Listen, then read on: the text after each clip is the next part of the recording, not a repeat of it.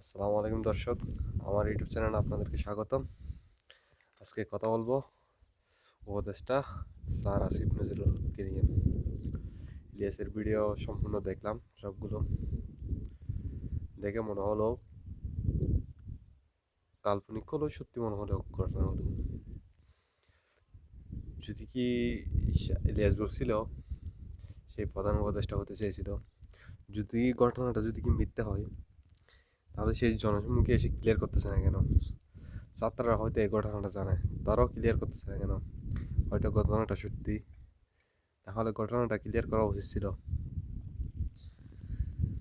যাই হোক, নির্বিশেষে আমাদের দেশেই ভালো চললেই হয়, কিন্তু দেশ যদি খারাপ চলে তাহলে এর জন্য দায়ী থাকবে বর্তমান সরকার।